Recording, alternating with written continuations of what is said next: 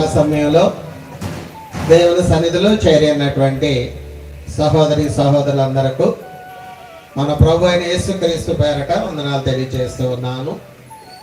మహోన్నతుడైనటువంటి దేవుడు మనందరినీ దీవించి ఆశీర్వదించి రాత్రి అందరూ కలుసుకుని వాక్యాన్ని నేర్చుకోగలిగేటట్లుగా రెండవ రోజు కూడా ఏ ఆటంకాలు లేకుండా దేవుని చిత్తానుసారంగా మనందరం చేరి దేవుని యొక్క వాక్యాన్ని ధ్యానించగలిగేటట్లుగా దేవుడు మన ఎడలు చూపిన మహాకృపను బట్టి దేవుని స్తుతులు స్తోత్రాలు చెల్లిస్తూ ఉన్నాను. మరి మనం ఒక అంశాన్ని ఎన్నుకొని ఆ అంశంలో ఉన్నటువంటి విషయాలు నేర్చుకుంటూ ఉన్నాం. మరణములో నుండి జీవములోనికి దాటుట అనే అంశాన్ని గురించి మనం ఆలోచన చేస్తూ ఉన్నాం. మరణం అంటే ఏంటో సహోదరు కృపారావు గారు రాత్రి వివరించారు. అలాగే జీవం అంటే ఏంటో రాత్రి దేవుని యొక్క వాక్యాన్ని నేను బోధించడం జరిగింది. అలాగే ఇంతకుముందు కృపారావు గారు మరలా అంటే మనల్ని మరణంలో నుండి జీవంలోనికి దాటించాయని యేసుక్రీస్తు. కాబట్టి ఆయన ఎవరు అసలు, ఆయన జీవిత విధానం ఎలా ఉంది, అలాగే ఆయన బోధలు ఎలా ఉన్నాయని సవివరంగా మనకి చాలా విషయాలు తెలియచేశారు. అందును బట్టి వారికి వందనాలు తెలియజేస్తూ ఉన్నాను. ఇప్పుడు ఎవరైనా కాలంలో కొట్టుకుపోతా ఉన్నారనుకోండి, ఒడ్డునున్నోళ్ళు వాళ్ళని రక్షించగలనా, వాళ్ళు కూడా కాలంలో ఇతరాలను కొట్టుకుపోతుని రక్షించగలరన్నా? ఒడ్డునున్నటువంటి వాళ్ళే రక్షించగలరు. జీవంలో ఉన్నవారే మరణంలో ఉన్నవారిని రక్షించగలరు. జీవంలో లేకుండా మరణంలో ఉన్నటువంటి వారిని రక్షించగలిగే అవకాశం లేదు. యేసుక్రీస్తు మరి జీవం కలిగి ఉన్నారని, ఆయనలో జీవం ఉందనే విషయాన్ని రాత్రి మనం ఆలోచన చేశాం. కాబట్టి ఎవరైతే పాపం చేసి మరణించారో వారిని రక్షించగలిగేటువంటి అధికారం, వారిని విడిపింపజేసేటువంటి అధికారం యేసుక్రీస్తుకు మాత్రమే ఉంది. ప్రపంచంలో ఉన్న ఏ మానవునికి కానీ, లేకపోతే దేవుళ్ళు అనబడిన వారికి కానీ, ప్రభువులు అనబడిన వారికి కానీ మరెవరికీ లేదు. ఒక యేసుక్రీస్తుకు మాత్రమే ఉందనే విషయాన్ని సహోదరులు వివరించారు.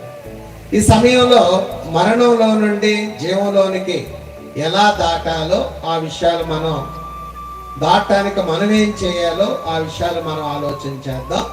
యోహాను సువార్త 5:24 మన ప్రాథమికమైనటువంటి వచనాన్ని మరొకసారి మనం చదువుదాం.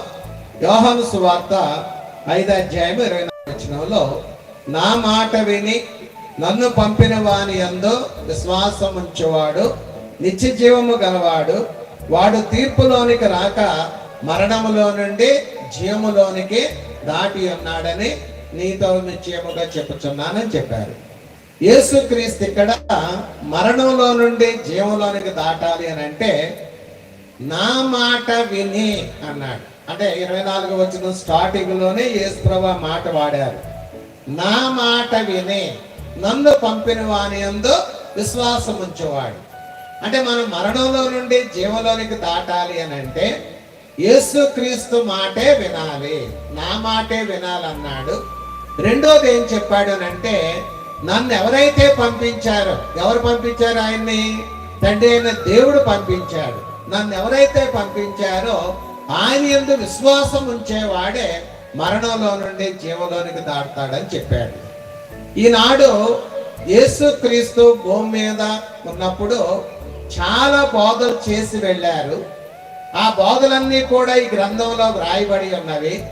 అయితే నాడు చాలా మంది యేసుక్రీస్తు మాట వినటం లేదు కానీ, యేసుక్రీస్తు చెప్పినటువంటి బోధల ప్రకారం జీవించటం లేదు కానీ, ఎవరి ఇష్టానుసారమైన బోధల వారు, ఎవరికి అనుకూలమైనటువంటి బోధల వారు, అలాగే సంఘాలు స్థాపించినటువంటి కొంతమంది ఉన్నారు, వారి బోధలు ఇలాగో మానవులు మేము గొప్పవారం అని చెప్పుకునే వారి మాటలు బోధలు వింటూ ఉన్నారు తప్ప ఎక్కువ మంది ఎవరి విషయం అంటే ఎవరి బోధ వెంబడించట్లేదంటే, ఎవరి మాట వినట్లేదంటే యేసుక్రీస్తు మాట వినటం లేదనే విషయాన్ని గమనించాలి. యేసుక్రీస్తు గురించి చెబుతామంటే ఎక్కువ మంది జనం రావట్లేదండి. ఇప్పుడు అదే పలాయన ఆయన వస్తాడట, ఆయన సాక్ష్యం చెప్తాడట, ఆయన ఎలా కన్వర్ట్ అయ్యాడో చెప్తాడంట, ఆయన ఎలా రక్షణ పొందాడో చెప్తాడట. పలానా ఆయన సాక్ష్యం ఎందుకు కానీ అంటే ఒక మనిషి యొక్క సాక్ష్యం వినటానికి ప్రజలు ఎగబడి వస్తున్నారు కానీ యేసుక్రీస్తు యొక్క మాటలు వినటానికి ఎక్కువ మంది ఇంట్రెస్ట్ చూపించట్లేదు, ఆసక్తి చూపించట్లేదు అనే విషయాన్ని మనం గమనించాల్సినటువంటి అవసరం ఉంది. 2000 సంవత్సరాల క్రితం యేసుక్రీస్తు వచ్చారు. ఆయన 33.5 సంవత్సరాలు భూమి మీద ఉన్నారు. ఆయన 3.5 సంవత్సరాలు పరిచర్య చేశారు. ఆయన 3.5 సంవత్సరాల్లో చాలా బోధలు బోధించారు. అవన్నీ పరిశుద్ధాత్మ అపోస్తుల చేత ఈ పరిశుద్ధ గ్రంథంలో వ్రాయించారు. అంటే మనం మరణంలో నుండి జీవంలోకి దాటాలి అని అంటే ఆనాడు యేసుక్రీస్తు బోధించిన ఆ బోధలనే వినాలి, అలాగే ఆయన మాటే వినాలి తప్ప ఈనాడు మనుష్యుల పద్ధతులు కాదు, మనుష్య బోధలు కాదనే విషయాన్ని మనం ఆలోచించాల్సినటువంటి అవసరం ఉంది. ఎందుకు ఆయన మాట వినాలి అని అంటే యోహాను సువార్తలోనే 6వ అధ్యాయంలో ఒక సందర్భాన్ని మనం చూడగలం. ఆయన మరి వాక్యాన్ని బోధిస్తూ ఉన్నారని చాలా మంది వచ్చేవారు. అలాగే వాక్యం అయిపోయిన తర్వాత ఆయన ఆహారాన్ని కూడా ఏర్పాటు చేస్తారని చాలా మంది వచ్చారు. ఓ సందర్భంలో ఆయన ఆహారాన్ని ఏర్పాటు చేయలేదు. ఆయన ఏర్పాటు చేయలేదని అందరూ వెనక్కే వెళ్ళిపోయారు. అప్పుడు యేసుప్రభు ఏమడిగారంటే, మీరు కూడా నన్ను విడిచిపెట్టి వెళ్ళిపోతారా? ఎవరైతే మరి నా దగ్గరికి వచ్చారో నేను వాళ్ళకి ఆహారాన్ని ఇవ్వలేదని వాళ్ళందరూ వెళ్ళిపోయారు కదా, మీరు కూడా అలాగే వెళ్ళిపోతారా అని అడిగారు. 66వ వచనం, 6వ అధ్యాయము 66వ వచనం మనం చూస్తే, అప్పటి నుండి ఆయన శిష్యులలో అనేకులు వెనుక తీసి మరి ఎన్నడూను ఆయనను వెంబడించలేదు. ఎందుకు వెంబడించలేదమ్మా అంటే ఆయన స్వస్థతలు చేస్తారని వచ్చారు, ఆహారాన్ని ఏర్పాటు చేస్తారని వచ్చారు, అవి చేయట్లేదని ఇంకెన్నడూ వెంబడించలేదట. కాబట్టి యేసు మీరు కూడా వెళ్ళిపోవలనని ఉన్నారా అని 12 మందిని అడిగగా, అంటే చాలా మంది వచ్చారు, వారందరూ వెళ్ళిపోయారు, మీరు కూడా అలాగే వెళ్ళిపోవటానికి సిద్ధపడుతున్నారా, మీరు కూడా వెళ్ళిపోతారని అంటే అందుకు సీమోను పేతురు ఏమన్నాడంటే 68వ వచనంలో, సీమోను పేతురు ప్రభువా ఎవని యొద్దకు మేము వెళ్ళుదాం? ఎక్కడికి వెళ్ళమంటావు మమ్మల్ని? ఎవరి దగ్గరికి వెళ్ళమంటావు మమ్మల్ని? ఎవరి యొద్దకు మేము వెళ్ళుదామో? నీవే నిత్య జీవపు మాటలు గలవాడవు. అంటే యేసుక్రీస్తు మాటలో ఏముందటమ్మా? నిత్య జీవం ఉంది.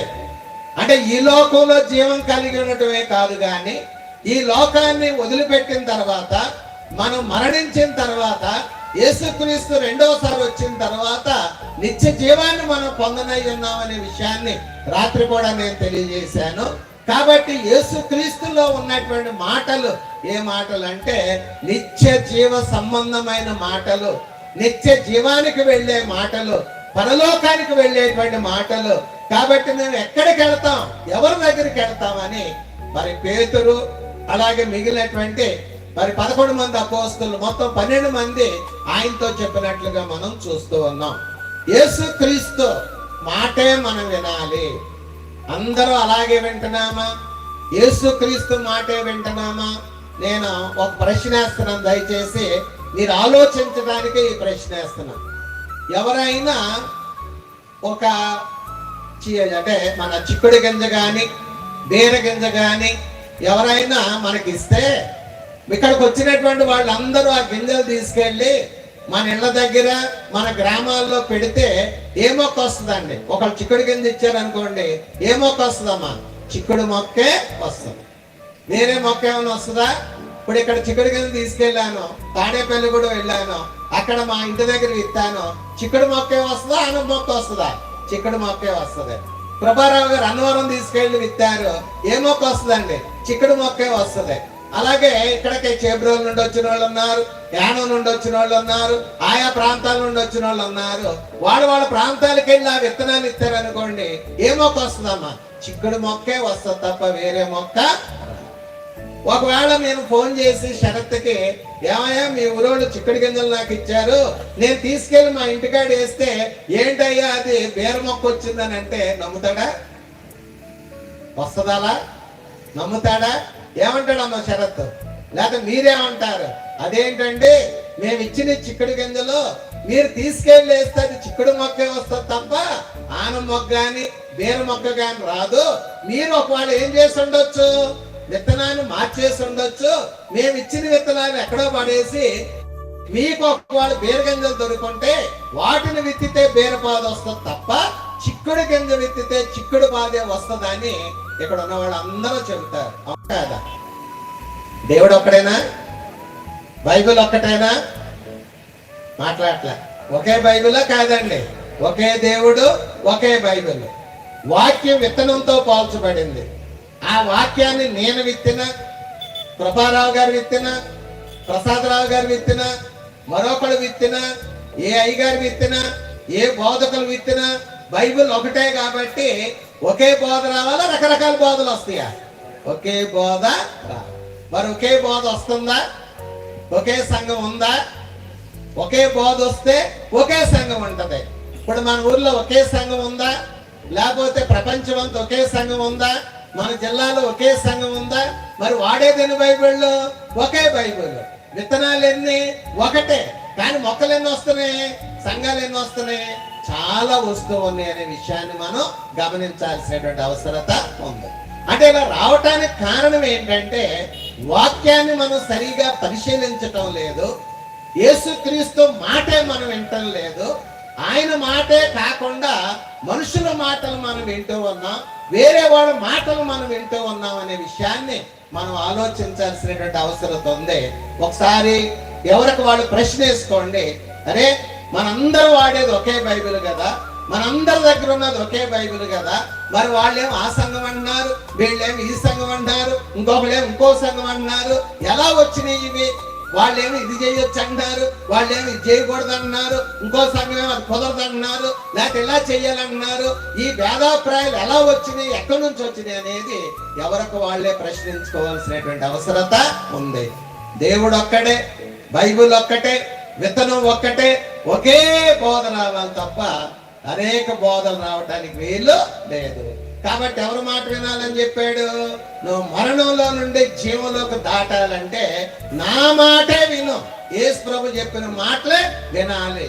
ఎందుకంటే ఆయనే రక్షకుడు, ఆయనలోనే నిత్యజీవ మాటలు ఉన్నాయి, ఆయనే లోకరక్షకుడు అయి ఉన్నాడు, ఆయనే మన కొరకు ప్రాణం పెట్టిన వాడు అయి ఉన్నాడు. కాబట్టి మరి ఏ నామంలోనూ రక్షణ లేదు కాబట్టి ఆయన మాటే మనం వినాల్సినటువంటి అవసరం ఉంది.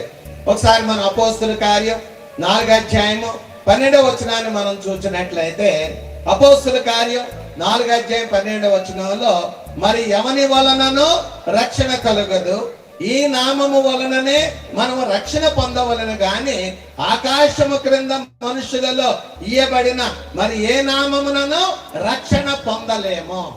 యేసుక్రీస్తు నామములోనే రక్షణ ఉంది తప్ప, ఆయనలోనే మనం రక్షణ పొందగలం తప్ప మరి ఏ నామంలో కూడా రక్షణ లేదు అనే విషయాన్ని, ఆకాశము క్రింద ఇవ్వబడినటువంటి మరి ఏ నామంలో కూడా రక్షణ లేదు అనే విషయాన్ని మనం గమనించాల్సినటువంటి అవసరం ఉంది.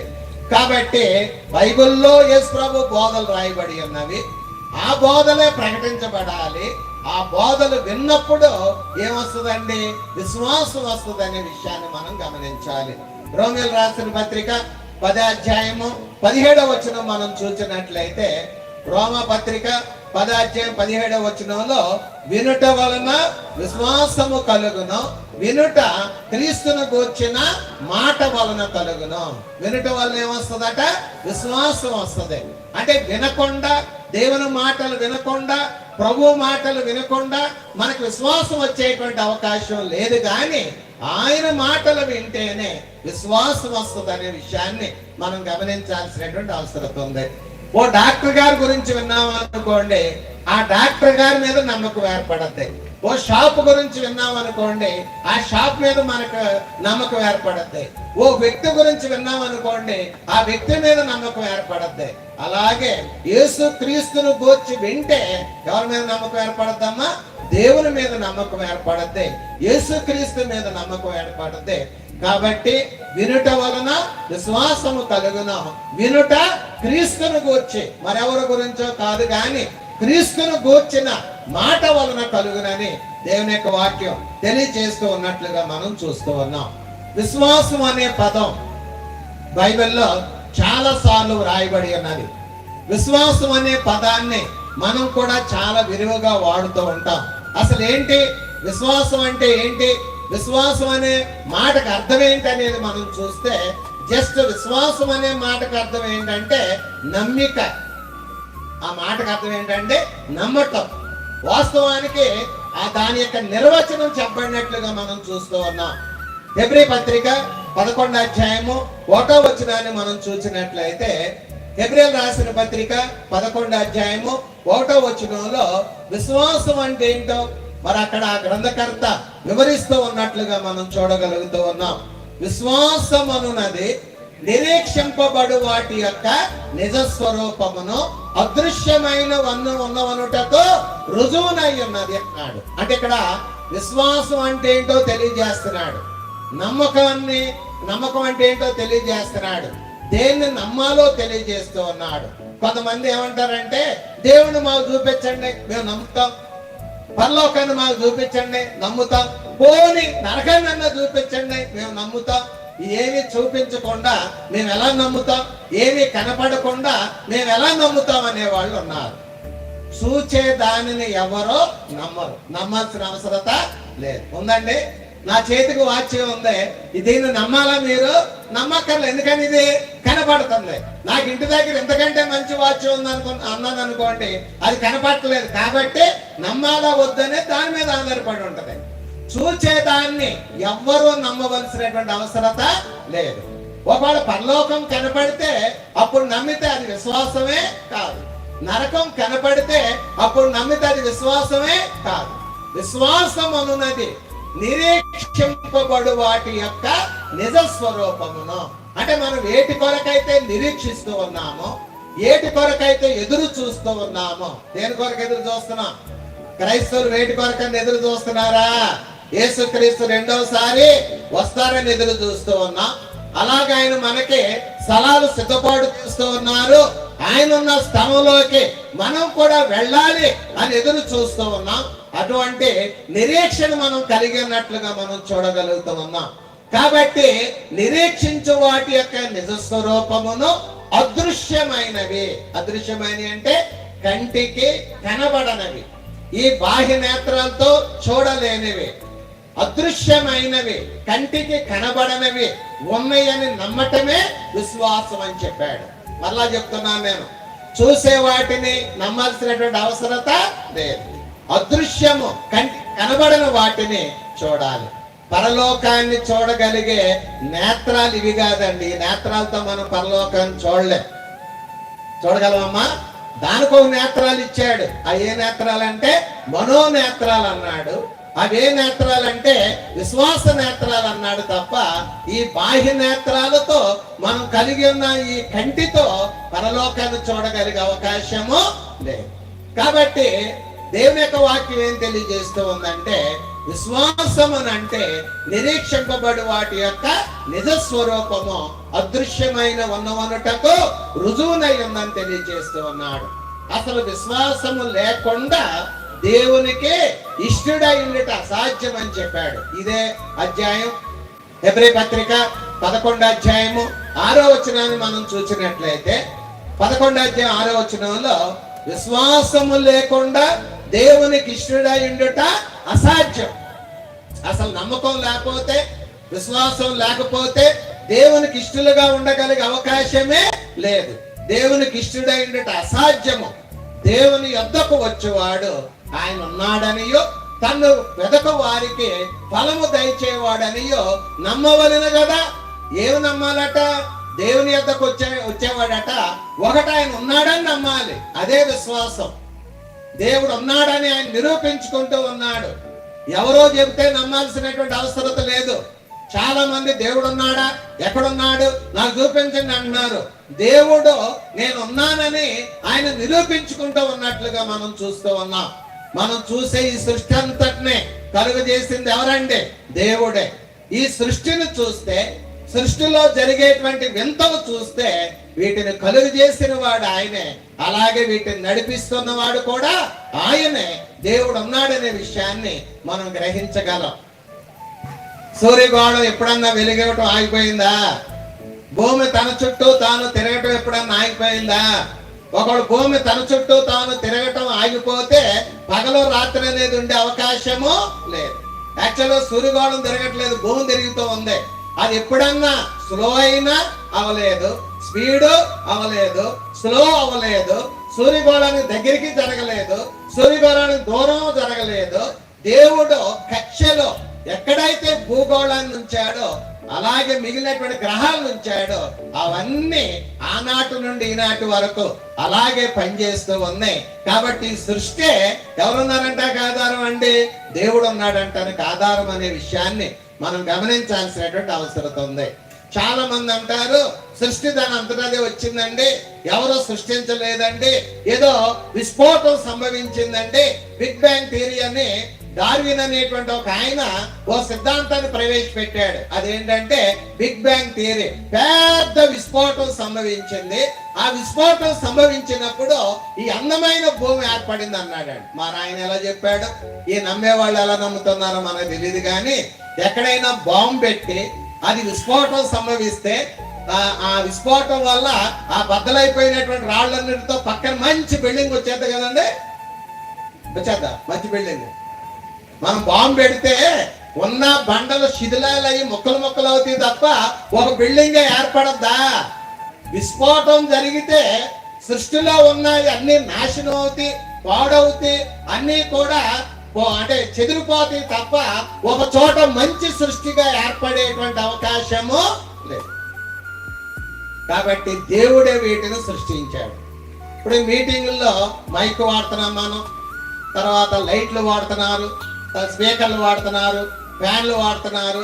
ఇవన్నీ నిన్న ఉదయం ఎంతటా వచ్చేసినాయి కదండి, ఇక్కడికి వచ్చేసినాయా? మన ఇంట్లోకి ఏదన్నా మనం కొనకుండా తీసుకొచ్చి పెట్టకుండా దాని అంతటా వచ్చేద్దా? వస్తుందా? మరో చిన్న వస్తువే దాని అంతటా రానప్పుడు ఇంత పెద్ద భూమి దాని అంతటా వచ్చేద్దా? వస్తుందా? ఆకాశం దాని అంతటా వస్తుందా? సముద్రాలు వాటి అంతటా వస్తాయా? కాబట్టి ఎవరో చెబితే మనం నమ్మవలసినటువంటి అవసరత లేదు.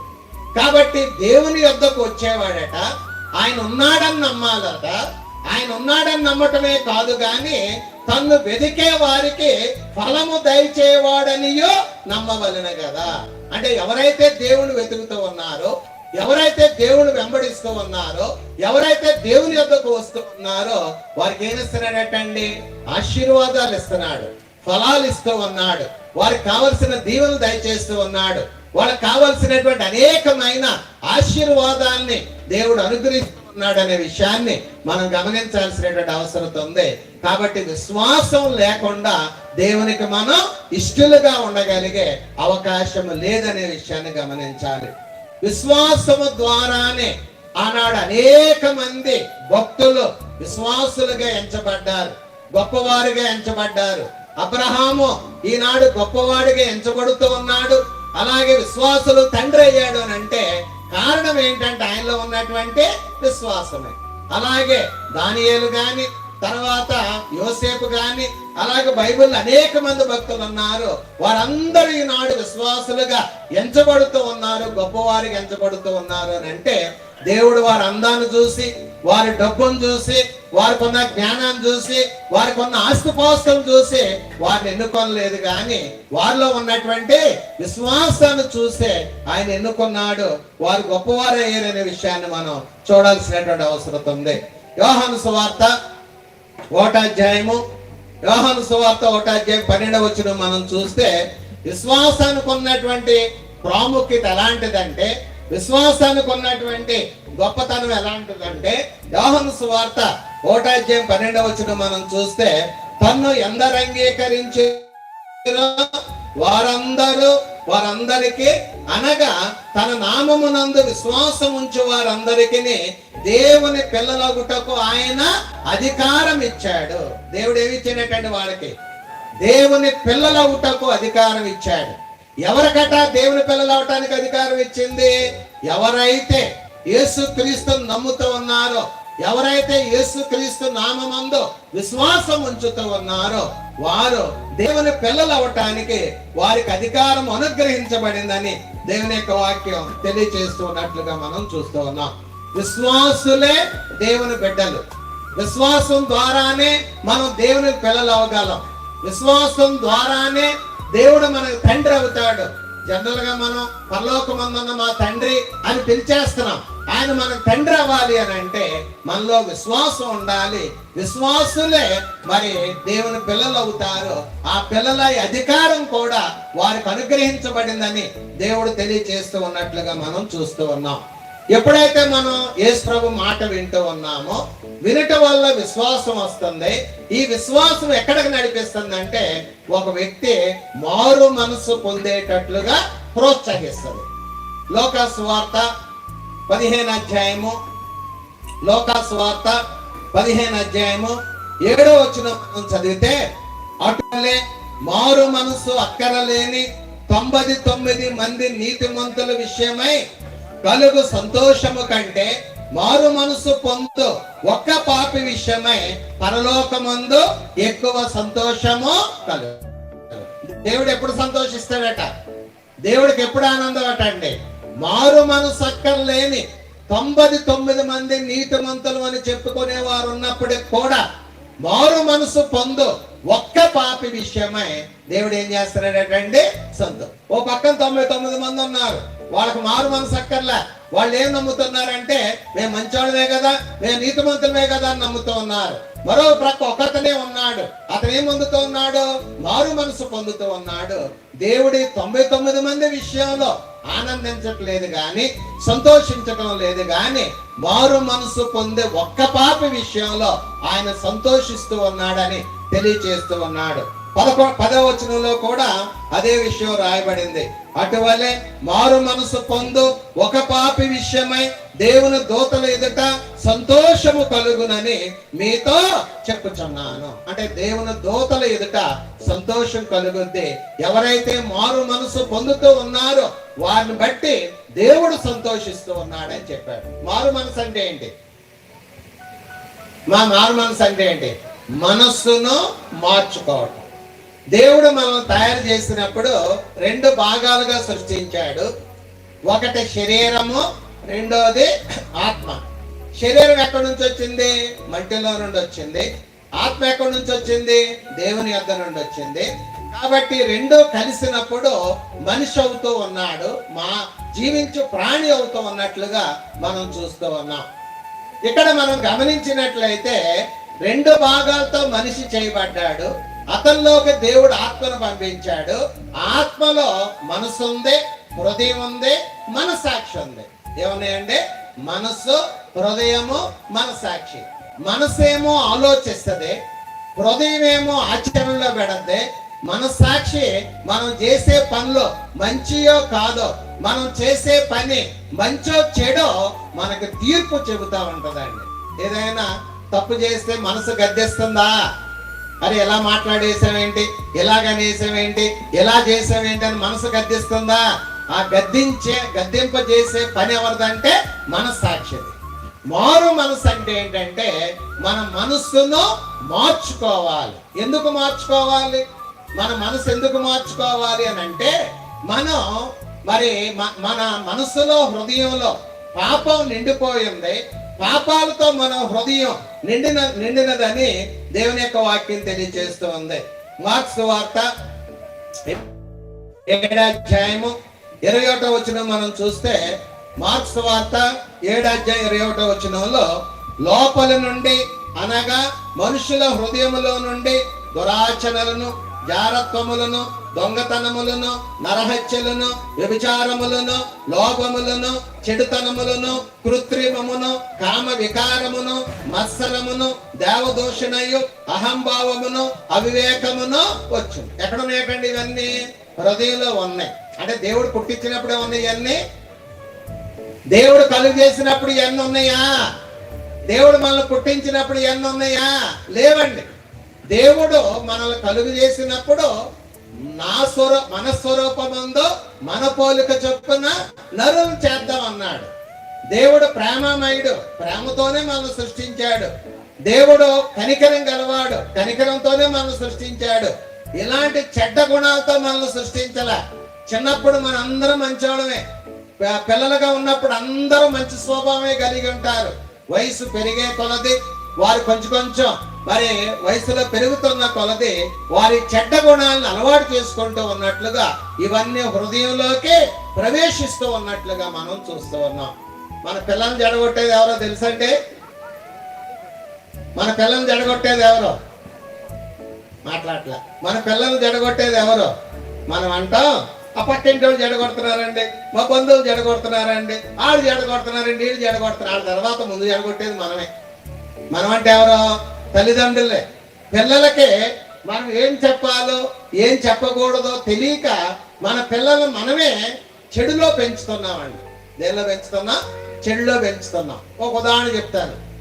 పిల్లలు మీరు పిలిచే బిస్కెట్ ఇచ్చారనుకోండి, ఆడు మూలలో కూర్చి తినేసి వెళ్తాడు కదా బయటికి. స్వీట్ కానీ ఒక బిస్కెట్ కానీ పిల్లలకి ఇస్తే మూలలో కూర్చొని తినేసి మూతి కడుక్కొని బయటికి వెళ్తాడా? వెళ్ళండి. అది పట్టుకొని ఆడ ఫ్రెండ్ దగ్గరికి వెళ్ళి, ఆడు ఫ్రెండ్ దగ్గర అదే మా అమ్మ బిస్కెట్ ఇచ్చింది, మా నాన్న స్వీట్ ఇచ్చాడు, కలిసి తిన్నారా అని ఏం చేస్తాడు? వాడు షేర్ చేస్తాడు. దాన్ని జడగొట్టేది ఎవరండి? తల్లిదండ్రులే. పప్పలు ఇచ్చి ఇక్కడే తిను, ఇక్కడే మూతి కడుకు, అప్పుడు బయటకు వెళ్ళు. ఎవరికన్నా పెట్టావా, ఎవరికన్నా చూపించావా కొడతానంటావా? ఎవరు జడగొట్టేది? తల్లిదండ్రులు. అంటే చాలా సార్లు మనకు తెలియకుండా మన పిల్లలకే మనమే చెడు నేర్పిస్తున్నాం. ఎవరికేమి ఇవ్వద్దురా, నువ్వు మాత్రమే తినని చెప్తున్నామండి. రేపు పొద్దున పెద్దోడు అయ్యాక కూడా అమ్మకేమి ఇవ్వడం, నాన్నకేమి ఇవ్వడం, ఎవరికేమి ఇవ్వడం అంటాడు. ఎందుకంటే మనమే నేర్చాం. ఇప్పుడు నేను శరత్తు ఇంటి పక్కన ఉన్నాం అనుకోండి, మేమిద్దరం బాగున్నప్పుడు మా పిల్లలు ఆడింటి కాడ పిల్లలు మా ఇంటికి వస్తారా? రారండి? వస్తారు. మేమిద్దరం దెబ్బలాడుకున్నాం అనుకోండి, మా పిల్లలు చిన్నోళ్ళు అనుకోండి, మా పిల్లలు వాళ్ళ ఇంటికి వెళ్తారా? వెళ్ళరండి? వెళ్తారా? వెళ్ళరా? వెళ్తారు. వాళ్ళ పిల్లలు మా ఇంటికి వస్తారా? రారండి? చెడగొట్టేది ఎవరు? రే అంకుల్ గారితో మనకు గొడవ వచ్చేసింది, వాళ్ళు మనం మాట్లాడుకుంటలే, నేను వాళ్ళ ఇంటికి వెళ్తలే, ఇప్పుడు నువ్వు కూడా వెళ్తాకి ఏం లేదు, వెళ్ళామంటే నీ కాళ్ళు ఎరగొడతానని వాళ్ళలో కూడా ద్వేషం పెంచేది, ప్రతీకారం పెంచేది ఎవరమంటే మనమేనండి. అంటే మీ ఇద్దరు మాట్లాడుకుంటేనే పిల్లలు మాట్లాడుకోవచ్చు, మీ ఇద్దరు మాట్లాడుకోకపోతే ఎవరు మాట్లాడుకోకూడదు? పిల్లలు మాట్లాడుకోకూడదు. వాళ్ళకి చెడు ఎవరు నేర్పుతున్నారండి? మనమే నేర్పుతున్నాం. కాబట్టి ఇలా లోకాన్ని చూసి మనం చూసి వాళ్ళు చెడును నేర్చుకుంటూ ఉన్నారు. అది హృదయంలోకి వెళ్ళిపోతూ ఉంది. ఇలాంటి మత్సరాలు, క్రోధాలు, కక్షలు, అసూయలు, ద్వేషాలు, తర్వాత వ్యభిచారాలు, ఇలాంటి వాటితో మనుషులు నిండిపోతూ ఉన్నారు. ఈ మనస్సును మనం ఏం చేయాలంటే మార్చుకోవాలి.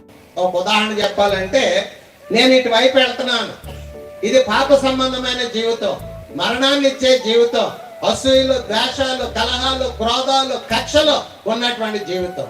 యేసుప్రభు బోధలు విని, యేసుప్రభు మాటలు విని ఈ జీవితం నన్ను మరణానికి నడిపిస్తుంది, ఈ జీవితం నన్ను నరకానికి పంపిస్తుంది అని గుర్తెరిగి రైట్ అబౌట్ అని తిరిగి మళ్ళా వేరే వైపు వెళ్ళటమే మారు మనసు. సగం తిరగొద్దండి. సగం తిరిగితే ఏంటన్నమాట? సగం తిరగటం అంటే ఏంటి?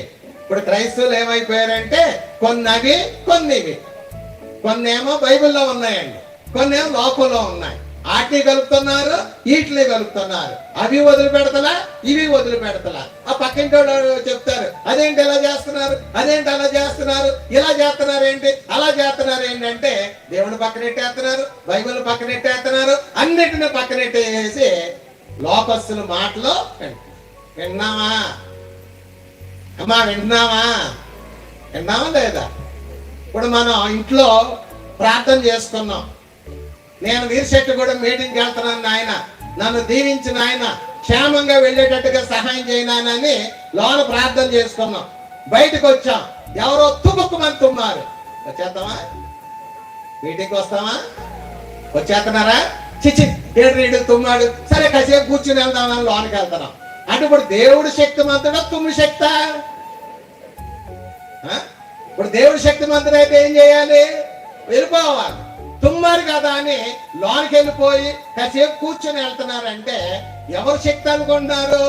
దేవుడా నీకేముందయ్యే శక్తి, ఆడకి జలుబు చేసి తుమ్మితే ఆ తుమ్ములో ఉందయ్యే శక్తి అని బయటికి వెళ్తాం మానేస్తున్నాం.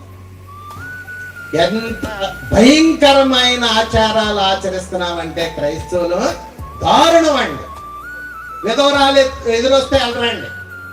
విధవరాలు ఎదురొచ్చింది అనుకోండి వెళ్ళరు. విధవరాలు ఇస్తే నువ్వు నరకానికి పోతావని చెప్పాడు దేవుడు, యాక్సిడెంట్ అవుతుందని చెప్పాడా? ఆఖరికి కన్న తల్లి విధవరాలు అయినా కూడా ఎదురెళ్ళట్లేదు. దారుణం అండి అది. నిన్ను కని నిన్ను పెంచి నిన్ను పెద్ద చేసి నీకు పెళ్లి చేసి అప్పుడు అన్ని అంటే మీ నాన్న బతుకున్నప్పుడేమో కొంతమంది అమ్మ ఎదురురా అమ్మ, నువ్వు ఎదురొస్తే మంచి జరుగుతామ్మా అని కావాలని పిలుచుకుని వెళ్తారండి. ఒకళ్ళ నాన్న చచ్చిపోయాడు, ఆవిడ చంపేసిందా? మీ అమ్మ చంపేసిందా? ఒకళ్ళ అమ్మ నువ్వు మా నాన్న చంపేస్తావు, నువ్వు ఎదురు రావద్దంటే అర్థం ఉంది. ఆయన వృద్ధాప్యం వచ్చో యాక్సిడెంట్ వస్తూ ఆయన చనిపోతే ఏం చేస్తున్నారండి? అమ్మ ఎదురు వచ్చినా కూడా ఏంటమ్మా మూల కూర్చునే దానికి నేను రాస్తాడు, నువ్వు ఎదురొచ్చా ఏమవుద్ది ఎదురొస్తే? అంటే దేవుడా నిన్ను కాపాడేది, మా విధవరాల నిన్ను కాపాడేది. ఎవరు నమ్ముతున్నావు నువ్వు? పిల్లు ఎదురొస్తే వెళ్ళిన వాళ్ళు ఉన్నారు, కట్లు ఎదురొస్తే వెళ్ళిన వాళ్ళు ఉన్నారు. అన్నిటికీ రోజులు, అన్నిటికీ సాకులు, రకరకాల భయంకరమైన స్థితిలో ఉన్నాం. మళ్ళీ ఆదివారం వస్తే మాత్రం ప్రార్థనకి వెళ్ళిపోతున్నాం. అర్థమైందా? మారు మనసు పొందాలా వద్దండి? దేవుణ్ణి నమ్మాలా వద్దండి? చాలా భయంకరమైన ఆచారాలు మనం ఏర్పాటు చేసుకున్నామండి. నిన్న మా ఊరెళ్ళాను నేను, వడ్లపల్లి. ఎవరన్నా పలకరిద్దాం చనిపోయారని వెళ్తే నిన్న 4వ రోజు వెళ్ళకూడదు అన్నారండి. ఎన్నో రోజమ్మా? 4వ రోజు వెళ్ళకూడదు, వెళ్తే వాళ్ళకి నష్టం జరుగుద్ది, ఇంకెవరికో నష్టం జరుగుద్ది, వెళ్ళొద్దు అన్నారు. ఏమవుద్ది 4వ రోజు వెళ్తే? ఏమన్నా అవుద్దా? వాళ్ళది ఏమన్నా మైలు మనకు అంటుందా? అసలు మైలు ఎక్కడ ఉంది? మైలు ఏమంటుంది? ఎవరైనా చనిపోతే ఏమంటుంది? ఏం మైలు అంటుంది? ఏమవుదండి. మరి మేము చర్చలో కూడా మనం చనిపోతూ ఉంటే వాళ్ళు సమాధి చేస్తాం, ఇంటికి వస్తాం, బయటికి లోనికి తిరుగుతానే ఉంటాం. మరి మేము బాగానే ఉన్నాంగా, దేవుడు పిలుచుకున్న రోజు ఎప్పుడో పిలుచుకుంటాడు. ఒకవేళ మైలే మేనకలు వచ్చి పాటికి మేము 100 సార్లు చచ్చిపోవాలి. ఎన్నిసార్లు? 100 సార్లు చచ్చిపోవాలి ఈ పాటికి. కాబట్టి ఇలాంటి మూఢనమ్మకాలు ఎట్టుకుని ఇటు దేవుడు సగం, ఇటు లోకం సగం, ఇటు దేవుడు సగం, అటు లోకంలో ఆచారాలు సగం. పెళ్లి కొడుకుని చేస్తా ఉంటారు, ఏటో పేటేసి కూర్చోబెడతారండి. ఈ లోపల ఒక అమ్మగారు వస్తారు, అదేంటి దక్షిణ వైపు కూర్చోబెట్టారు, చిచి తూర్పు వైపు కూర్చోబెట్టండి అన్నారు. ఏమొచ్చారు తూర్పు వైపు కూర్చోబెడితే? దక్షిణ వైపు కూర్చుంటే అంటే ఏదో చెడు జరిగిపోద్దా? తూర్పు వైపు కూర్చుంటేనే ఆ కాపురం బాగుంటుందా? ఎవడు చెప్పాడు? ఎక్కడ చెప్పాడు? కాబట్టి సగం మారొద్దండి, సగం క్రిస్టియానిటీ వద్దు. మారితే మారదాం, దేవుని నమ్ముదాం, దేవుని మీద ఆధారపడదాం. ఆయన సర్వోన్నతుడు, ఆయన సర్వశక్తిమంతుడు. ఆయన మీద ఆధారపడి ముందుకెళ్ళటానికి మనం ప్రయత్నం చేయాలి. మారు మనసు అంటే పూర్తిగా మారాలి. సౌలు మారు మనసు పొందాడు. అంతకుముందు క్రైస్తవులు హింసించాడు, క్రైస్తవులు బాధ పెట్టాడు, స్టెఫన్ను చంపేస్తూ ఉంటా చావుకు సమ్మతించాడు. మారు మనసు పొందాడు. మళ్ళా క్రైస్తవులు హింసించాడా? ధర్మశాస్త్ర సంబంధమైన ఆచారాలు పాటించాడా? లేదండి. అంటే మారు మనసు అంటే అది. కాబట్టి వాక్యం యేసు ప్రభు మాట వినాలి. అది విశ్వాసం కలుగు చేస్తుంది. విశ్వసించిన వారు ఏం చేయాలంటే మారు మనసు పొందాలి. మారు మనసు పొందినటువంటి వారు యేసు ప్రభు నొప్పుకొని ఏం చేయాలండి? బాప్తీసం పొందాలి. బాప్తీసం అనే మాటకు అర్థం ఏంటంటే ముంచుట లేక పాతి పెట్టుట అని అర్థం. అసలు బ్యాప్టిజో అనే గ్రీకు పదం నుండి బ్యాప్టిజం అనేటువంటి మాట తర్జుమా చేయబడింది. ఆ మాట యొక్క అర్థం ఏంటంటే ముంచటం లేకపోతే పాతి పెట్టడం. అంటే బాప్తీసం అంటే ఒక వ్యక్తిని నీళ్ళలో పూర్తిగా ముంచాలి, అది బాప్తీసం అని దేవుని యొక్క వాక్యం తెలియజేస్తుంది. అపోస్తుల కార్యం 2వ అధ్యాయము 38వ వచనం మనం చూస్తే మారు మనసు ఎక్కడికి నడిపిస్తుంది అంటే బాప్తీసం దగ్గరికి నడిపిస్తుంది. అపోస్తుల కార్యం 2:38లో పేతురు, మీరు మారు మనసు పొంది పాప క్షమాపణ నిమిత్తము ప్రతివాడు యేసుక్రీస్తు నామమున బాప్తీసం పొందడి, అప్పుడు పరిశుద్ధాత్మను వరము మీరు పొందుదురు. మారు మనసు పొంది నాయన ఇంతవరకు నేను మోసాలు చేశాను, అన్యాయాలు చేశాను, అక్రమాలు చేశాను, చెటకార్యాలు చేశాను, కాబట్టి ఇవన్నీ నేను వదిలేస్తున్నా, పాపాలు వదిలేస్తున్నా, బూతులు వదిలేస్తున్నా, అన్యాయాలు వదిలేస్తున్నా, అక్రమాలు వదిలేస్తున్నానని వదిలేసి మారు మనసు పొంది ఏం చేయాలంటే బాప్తీసం పొందాలి. బాప్తీసం ఎందుకంటే మనం ఇంతవరకు చేసినటువంటి పాపాలు కడిగి వేయబడటం కొరకు, ఇంతవరకు చేసినటువంటి పాపాలన్నీ కూడా శుద్ధి చేయటం కొరకు బాప్తీసం అందుకు పొందాలని దేవుని యొక్క వాక్యం తెలియజేస్తూ ఉంది. పెళ్లిళ్ళకి బాప్తీసాలు పొందే వాళ్ళు ఉన్నారండి. అసలు వాళ్ళు ఎందుకు బాప్తీసం పొందారో వాళ్ళకే తెలియదులేండి. ఇప్పుడు నేను రిజిస్టార్ని, నా దగ్గరికి వస్తారు, పెళ్లి చేయాలంటారు, బాప్తీసం పొందారని మీరంటే పొందలేదంటే మీరు పొందితే నేను పెళ్లి చేస్తాను అన్నాను. నా కొరకాలు బాప్తీసం పొందేస్తారు. మారు మనసు వచ్చిందా? విశ్వాసం ఉందా? మారు మనసు ఉంటుందా? ఏమి లేదండి. పెళ్లి కావాలి, పెళ్లి కోసం బాప్తీసం పొందేస్తారు. దానివల్ల రక్షణ లేదు, దానివల్ల పాప క్షమాపణ లేదు. ఏదన్నా అనారోగ్యంతో ఉన్నాం అనుకోండి, ఎవరో వచ్చి బాప్తీసం ఇప్పించపోయారా, బాప్తీసం ఇప్పించేస్తే ఆయన బాగైపోతారు అన్నారు అనుకోండి, టక్కని బాప్తీసం ఇప్పించేస్తారు. దేని కొరకు? ఆయన ఆరోగ్యం కొరకు, అంతే తప్ప దేని కొరకు కాదు, రక్షణ కొరకు. బాప్తీసం ఎందుకంటే పాప క్షమాపణ కొరకు.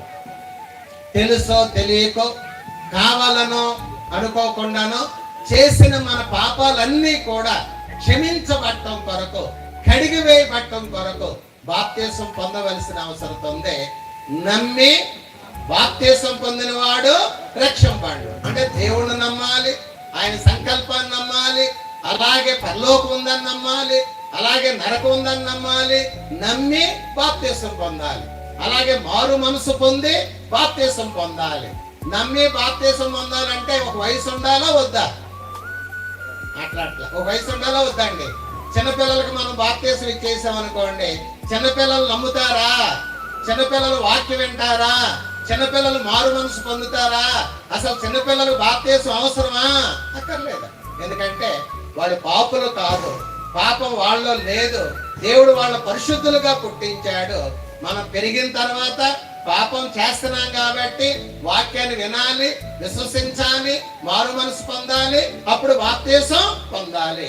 ఇక్కడ మనం చదివినటువంటి వచనం ఏంటంటే, మీరు మారు మనసు పొంది పాప క్షమాపణ నిమిత్తం ప్రతివాడు యేసుక్రీస్తు నామమున బాప్తీసం పొందండి.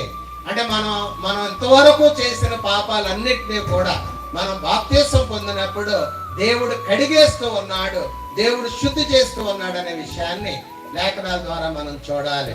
అపోస్తుల కార్యం 22వ అధ్యాయము 16వ వచనం మనం చూసినట్లయితే, అపోస్తుల కార్యం 22వ అధ్యాయము 16వ వచనంలో అననీయ సౌలు దగ్గరికి వచ్చి ఏం మాట్లాడుతూ ఉన్నాడు అని అంటే, గనుక నీవు తడవ చేయుట ఎందుకు, లేచి ఆయన నామమును బట్టి ప్రార్థన చేసి బాప్తీసం పొంది నీ పాపములో కడిగి వేసుకో. అంటే బాప్తీసం పొందినప్పుడు ఏం జరుగుతుంది?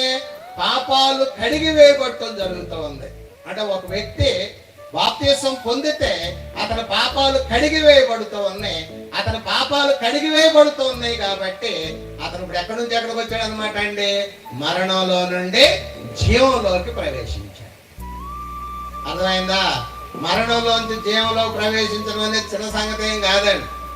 అంటే వాక్యం వినాలి, విశ్వసించాలి, మారు మనసు పొందాలి, క్రీస్తుని ఒప్పుకోవాలి, బాప్తీసం పొందాలి. ఇవేమీ జరగకుండా మరణంలో నుండి జీవంలోకి రావటం అనేది చిన్న సంగతే కాదు. ఇవన్నీ జరిగినప్పుడే అతని పాపాలు శుద్ధి చేయబడుతూ ఉన్నాయి కాబట్టి అతను జీవంలో ప్రవేశిస్తూ ఉన్నాడు, దేవుని స్వభావంలో ప్రవేశిస్తూ ఉన్నాడు. అది దేవుని యొక్క వాక్యం మనకు తెలియజేస్తూ ఉన్నది. కాబట్టి మన పాపాలు కడిగివేయబడటం కొరకు బాప్తీసం పొందాలని దేవుని యొక్క వాక్యం తెలియజేస్తూ ఉంది. ఎవరైతే ఇంకా నేను పాపంలోనే ఉన్నాను, ఇంకా నేను సాతాను రాజ్యంలో ఉన్నాను, ఇంకా నేను సాతాన్నే వెంబడిస్తూ ఉన్నానని అనుకుంటూ ఉన్నారో వాడు బాప్తీసం పొందాలి. బాప్తీసం పొందకుండా ఒక వ్యక్తి దేవుని కుమారుడు అవడో, బాప్తీసం పొందకుండా ఒక వ్యక్తి దేవుని రాజ్యంలో ప్రవేశించడో, బాప్తీసం పొందకుండా ఒక వ్యక్తి సంఘంలో ప్రవేశించడో, బాప్తీసం పొందకుండా ఒక వ్యక్తి యొక్క పాపాలు కడిగివేయబడో, బాప్తీసం పొందకుండా పరిశుద్ధాత్మ వరాన్ని పొందగలిగే అవకాశము లేదు. బాప్తీసం పొందకుండా మనం అసలు యేసు ప్రభు శిష్యులు అయ్యే అవకాశమే. చాలా మంది ప్రార్థనకి వెళ్తే చాలండి, విశ్వాసంగా ఉంటే చాలండి, బాప్తీసం ఎందుకులేండి అనేవాళ్ళు ఉన్నారు. బాప్తిసం పొందమని నేను చెప్పట్లే, నాకేముంది అధికారం చెప్పడానికి. దేవుని యొక్క వాక్యం చెబుతూ ఉంది, బైబిల్ చెబుతూ ఉంది. బాప్తిసం పొందితేనే మనం దేవుని బిడ్డలు అవుతామని బైబిల్ తెలియజేస్తూ ఉంది. యోహాను సువార్త 3వ అధ్యాయము 3 నుంచి 6 వచనాలు మనం చూస్తే, ఒకడు క్రొత్తగా జన్మించితేనే గాని దేవుని రాజ్యములో ప్రవేశింపలేడని మీతో నిశ్చయముగా చెప్పుచున్నాను. క్రొత్తగా జన్మించడం అంటే బాప్తిసం పొందటం, హృదయంలో మార్పు రావటం, అలాగే నీటిలో ముంచబడటం. ఈ రెండు జరిగినప్పుడు ఒక వ్యక్తి పాపాలు కడిగివేయబడుతూ ఉన్నాయి కాబట్టి అతను దేవుని రాజ్యంలో ప్రవేశిస్తూ ఉన్నాడు, సంఘంలో ప్రవేశిస్తూ ఉన్నాడు, దేవుని కుమారుడు అవుతూ ఉన్నాడని వాక్యం తెలియజేస్తూ ఉన్నది. ఎప్పుడైతే మనం బాప్తిసం పొందుతూ ఉన్నామో, ఈ బాప్తిసం పొందినటువంటి వారిని దేవుడు తన రాజ్యంలో చేర్చుకున్నాడు. దాన్నే సంఘం అన్నారు, అదే క్రీస్తు యొక్క శరీరం అన్నారు, అదే దేవుని యొక్క కుటుంబం అని చెప్పబడింది. ఈ బాప్తిసం పొందిన వాళ్ళు వదిలేయటం లేదు కానీ వాళ్ళు సంఘంలో చేర్చబడుతూ ఉన్నారు, వాళ్ళు సంఘంలో సభ్యులు అవుతూ ఉన్నారు, వారు దేవుని యొక్క సంఘంలో బిడ్డలుగా చేర్చబడుతూ ఉన్నారనే విషయాన్ని లేఖనాల ద్వారా మనం గ్రహించాల్సినటువంటి అవసరం ఉంది. ఒకసారి మనం కొరింథీయులకు రాసిన మొదటి పత్రిక 12వ అధ్యాయము, కొరింథీయులకు రాసిన మొదటి పత్రిక 12వ అధ్యాయము 12-13 వచనాలు మనం చదివితే, ఎలాగు శరీరము ఏకమయ్యున్నను అనేకమైన అవయములు కలిగి ఉన్నావు, ఎలాగు శరీరం యొక్క అవయములన్నీ అనేకములయ్యున్నను ఒక్క శరీరమై ఉన్నావు, అలాగే క్రీస్తు ఉన్నాడు. ఎలాగనగా యూదులమైనను గ్రీసు దేశస్థులమైనను దాసులమైనను స్వతంత్రులమైనను మనమందరము ఒక్క శరీరములోనికి ఒక్క ఆత్మయందే బాప్తిస్మము పొందితిమి. మనమందరము ఆ ఒక్క ఆత్మను పానము చేసిన వారమైతిమి. అంటే మనం యూదులమైన గ్రీసు దేశస్థులమైన దాసులైన స్వతంత్రులైన పురుషులైన స్త్రీలైనా అమెరికా వాళ్ళైనా ఇండియా వాళ్ళైనా పాకిస్తాన్ వాళ్ళైనా ఏ దేశస్తులైనా కూడా బాప్తిసం పొందినప్పుడు ఒక్క శరీరంలో ప్రవేశిస్తూ ఉన్నారు, క్రీస్తు శరీరంలో ప్రవేశిస్తూ ఉన్నారు, దేవుని రాజ్యంలో ప్రవేశిస్తూ ఉన్నారు, సంఘంలో ప్రవేశిస్తూ ఉన్నారు. ఇవాళ వీరశెట్టిగూడెంలో కూడా 8 మంది బాప్తిసం పొందారు. ఈ 8 మంది సంఘంలో చేర్చబడ్డారు, దేవుని రాజ్యంలో చేర్చబడ్డారు, దేవుని కుటుంబంలో చేర్చబడ్డారు. అంటే వాళ్ళు ఆ సంఘంలో ఉంటూ ఆ సంఘంలో విశ్వాసులుగా జీవిస్తూ పరిపూర్ణులు అవ్వాలని, సంపూర్ణులు అవ్వాలని మరి క్రీస్తు ప్రభు మన కొరకు సంఘాన్ని కట్టినట్లుగా, ఏర్పాటు చేసినట్లుగా మనం చూడగలుగుతూ ఉన్నాం. మత్తయి సువార్త 16వ అధ్యాయం 18వ వచనం మనం చూస్తే, యేసుక్రీస్తు భూమి మీద ఉన్నప్పుడు ఒక మాట చెప్పారు. అదేంటంటే, మరియు నీవు పేతురువు, ఈ బండ మీద నా సంఘమును కట్టుదనన్నాడు. అంటే యేసు ప్రభు సంఘాన్ని గురించి మాట్లాడారు. నా అంటే నాదే, సంఘమును అంటే సంఘమును ఒక్కటే, కట్టుదుము కాదని కడతాను. కట్టేది ఎవరండి? క్రీస్తు. ఏం కడతానన్నాడు? సంఘాన్ని కడతా అన్నాడు. ఎవరి కొరకు కడతా అన్నాడు?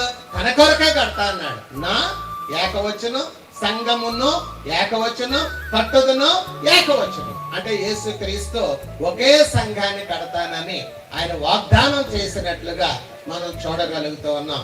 నేను ఇల్లు కట్టుకుంటే నాది, మీరు ఇల్లు కట్టుకుంటే మీది. క్రీస్తు ప్రభు సంఘాన్ని కట్టుకున్నాడు, ఎవరిది అవుద్దండి? అది ఆయనదే. అలాగే అపోస్తుల కార్యం 20-28 వచనం మనం చూస్తే, ప్రభువు తన స్వరక్తం ఇచ్చి సంపాదించిన తన సంఘం అన్నాడు. ప్రభు అట, యేసుక్రీస్తట సంఘాన్ని సంపాదించుకున్నాడు. ఎలా సంపాదించాడంటే తన స్వరక్తంతో సంపాదించాడు. నా జేబులో పెన్ను ఉంది, ఇది నాది ఎలా అయిందంటే దీన్ని నేను సంపాదించుకున్నా. ఎలాగో? రక్తం చిందించా, రక్తాన్ని అమ్మా, రక్తాన్ని కార్చా? కాదండి, డబ్బులతో కొనుక్కున్నా. కళ్ళజోడు నాది, డబ్బులతో కొనుక్కున్నా. వాచి నాది, డబ్బులతో కొనుక్కున్నా. యేసుక్రీస్తు సంఘాన్ని కొన్నాడు, సంఘాన్ని సంపాదించాడు. డబ్బులతో కాదు, వెండితో కాదు, బంగారంతో కాదు, కానీ దేంతో సంపాదించాడట? తన స్వరక్తాన్ని ఇచ్చి, ఆయన రక్తాన్ని కార్చి. రక్తంలో ఏముంది? ప్రాణం ఉంది. ఆయన రక్తాన్ని కార్చి సంఘాన్ని సంపాదించుకున్నాడు. కట్టింది ఆయన, సంపాదించింది ఆయన. ఆ సంఘం క్రీస్తుది, నాది కాదు, షరత్తుది కాదు, లేకపోతే ఇక్కడ ఉన్న ఏ సువార్థికుడి కాదు, అమెరికా వాళ్ళది కాదు, జపాన్ వాళ్ళది కాదు, జర్మనీ వాళ్ళది కాదు. క్రీస్తు సంఘాన్ని కట్టుకున్నాడు కాబట్టి అది ఆయనది. క్రీస్తు సంఘం అనే పేరు అందుకనే మేము పెట్టాం. అంటే ఇక్కడ క్రీస్తు సంఘమే కూడికలు ఏర్పాటు చేసింది. ఏదో పేరాళ్ళు క్రీస్తు సంఘం అని పెట్టలే, ఎవరో చెప్తే పెట్టలే, అది బైబిల్ నుండి వచ్చిందనే విషయాన్ని మనం గమనించాలి. రోమీయులకు రాసిన పత్రిక 16 అధ్యాయము 16వ వచనం మనం చూస్తే, రోమా 16:16లో పవిత్రమైన ముద్దు పెట్టుకొని ఒకరికొకడు వందనములు చేయడి, క్రీస్తు సంఘములన్నీ మీకు వందనములు చెప్పుచున్నావు అన్నాడు. అంటే క్రీస్తు సంఘం అనే పేరు బైబిల్లో వ్రాయబడినట్లుగా 2000 సంవత్సరాల క్రితమే రాయబడినట్లుగా, అది మన బైబిల్లో, మన వాడే బైబిల్లోనే ఉన్నట్లుగా మనం చూడగలుగుతూ ఉన్నాం. మనుషుల పేర్లు కాదు, సంస్థల పేర్లు కాదు, లేకపోతే దేశాల పేర్లు కాదు, పర్వతాల పేర్లు కాదు సంఘానికి పెట్టవలసిందే. ప్రాణం పెట్టింది ఆయన, రక్తాన్ని చిందించింది ఆయన, పరలోకం నుండి లోకానికి వచ్చింది ఆయన, సంఘాన్ని కట్టింది ఆయన, రక్తంతో కొనుక్కున్నది ఆయన. ఆ సంఘానికి ఆయన పేరే ఉండటం న్యాయం, ఆ పేరే ఉండటం అనేది ధర్మం. మరొక పేరు పెట్టడానికి నీకు గాని నాకు గాని అధికారం ఉందా? ఉందా? మా మనవడికి మేము సాహస్ అని పేరు పెట్టాం. ఆ పేరేం బాగుంది మామయ్య, నేను మార్చేస్తాను అన్నాడు మా రమేష్. మార్చగలుగుతారా? వాళ్ళ నాన్న మార్చగలుగుతాడా? ఏమ్మా మాట్లాడలేదు. మీ అబ్బాయికి మీరు పేర్లు పెట్టుకున్నారు, మీ అమ్మాయికి మీరు పేర్లు పెట్టుకున్నారు. ఎవరన్నా పేరు బాగాలేదండి, అంత బాగాలేదండి మార్చేద్దామంటే ఒప్పుకుంటారా? నీకు ఇష్టమైతే పిలువయా, లేకపోతే మానేవయ్యా. నా మనవడికి నేను పెట్టుకున్నానయ్యా, నా కొడుకు నేను పెట్టుకున్నానయ్యా, నాకు ఇష్టమైంది పెట్టుకున్నానయ్యా, నువ్వెవడో మార్చుతాకంట అనమా? మాట్లాడలే అంటావా? మరి సంఘానికి పేరు ఎవరు పెట్టారు?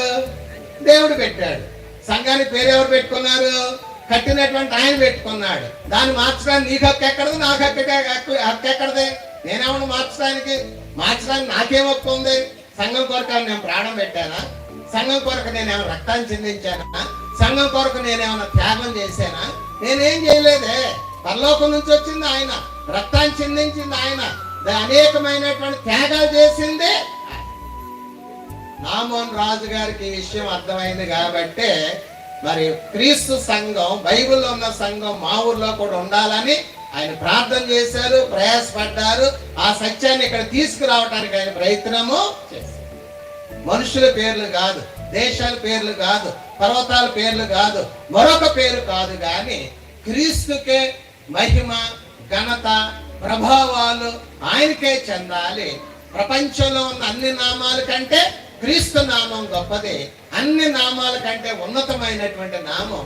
కాబట్టి మనం మరణంలో నుండి క్రీస్తు కట్టిన ఆ సంఘంలోకి, ఆ జీవ సంబంధమైనటువంటి ఆ సంఘంలోకి ప్రవేశించి మన విశ్వాసాన్ని జాగ్రత్తగా ఏం చేయాలమ్మా? ఎప్పటి వరకు కాపాడుకోవాలి, ఎప్పటి వరకు కొనసాగించాలి. చాలా మంది బాప్తీసాలు పొందుతూ ఉన్నారు, చర్చికి వస్తారండి, కొద్ది కాలం వస్తారు, తర్వాత ఏ కారణాల చేత ఏం చేస్తున్నారంటే మానేస్తున్నారు. సర్లే తర్వాత చూద్దాం అనుకుంటున్నారు, వెళ్తే వెళ్దాలో లేతలేదు అనుకుంటున్నారు. దేవుడితో ఏంటి మీ కోపం నాకు తెలియక అడుగుతున్నాను. సంఘం ఎవరిదండి? నాదా? సంఘం ఎవరిదండి? షరత్తుదా? సంఘం ఎవరిదండి? నామోన్ రాజు గారిదా? సంఘం ఎవరిదండి? ఇంకెవరిదన్నానా? కాదండి. సంఘం ఎవరిది? దేవుడిది. దేవుడితో నీ కోపం ఏంటి? పక్కోళ్ళతో కోపం ఉంటే ఓకే, దేవుడితో కోపం ఏంటి? సంఘానికి ఎందుకు మానేయాలి? సంఘానికి ఎందుకు దూరం అవ్వాలి? ఒక వ్యక్తి సంఘంలో లేకుండా ఆత్మీయంగా అభివృద్ధి చెందుతాడా? ఒక వ్యక్తి సంఘానికి వెళ్లకుండా ఫలిస్తాడా? మాట్లాడతా. ఫలిస్తాడా? యేసు ప్రభువు ఏం చెప్పాడమ్మా? ద్రాక్ష వల్లని నేను, ద్రాక్ష తీగలు మీరు, నేను మీ యందుండి మీరు నా యందుంటే తప్ప మీరు ఫలించరు. మనం ఆత్మీయంగా పెరగాలంటే ప్రభువుతో మన సంబంధం, క్రీస్తుతో మనకు సంబంధం. క్రీస్తు యొక్క శరీరంలో మనం ఒక అవయవానివి, క్రీస్తు యొక్క సంఘంలో మనం ఒక సభ్యులు. ఎవరి కొరకు మనం ప్రార్థన మానాల్సిన అవసరత లేదు, ఎవరి కొరకు మన విశ్వాసాన్ని పోగొట్టుకోవాల్సిన అవసరత లేదు.